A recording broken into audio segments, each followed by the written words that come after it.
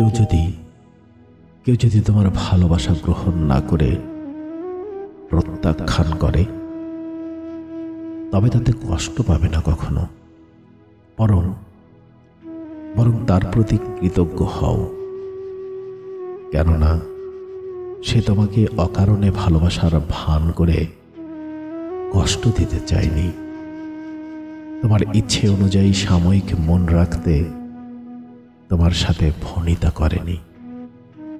যে কষ্ট তুমি ভালোবাসা না পেয়ে পাচ্ছ, এর চাইতে দ্বিগুণ কষ্ট প্রতারিত হওয়ার পর পেতে। মানুষ ভালোবাসার ক্ষেত্রে যে নিখুঁত অভিনয় করে, তা কখনোই তুমি বুঝতেই পারবে না। সে তোমাকে ঠকাতে চায়নি বলেই শুরুতে প্রত্যাখ্যান করেছে, আর এতে করে তুমি সাময়িক কষ্ট পেলেও অন্তত নিজেকে সান্ত্বনা দিতে পারবে। তাকে ধন্যবাদ দাও এবং তার প্রতি কৃতজ্ঞতা প্রকাশ করো। সে সুযোগ থাকা সত্ত্বেও তোমাকে ঠকায়নি।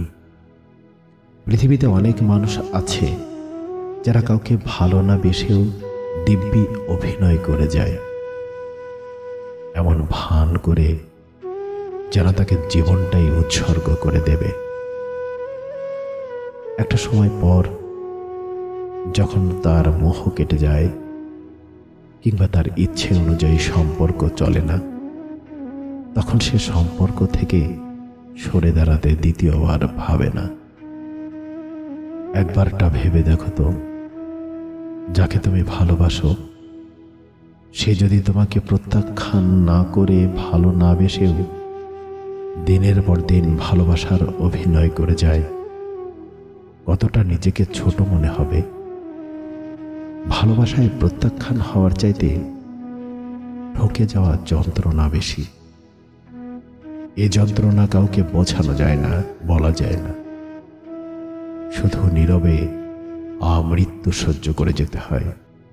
আর এই জন্যই বোধ হয় শরৎচন্দ্র বলেছিলেন, যাহাকে ভালোবাসি সে যদি ভালো না বাসে, এমনকি ঘৃণাও করে, তাও বোধ করি সহ্য হয়। তবে যাহার ভালোবাসা পাইয়াছি বলিয়া এতদিন বিশ্বাস করিয়াছি, সেইখানে ভুল ভাঙিয়া যাওয়াটাই সবচেয়ে নিদারুণ। পূর্বেরটা ব্যথা দেয়, তবে শেষেরটাও ব্যথা দেয়, অপমানও করে।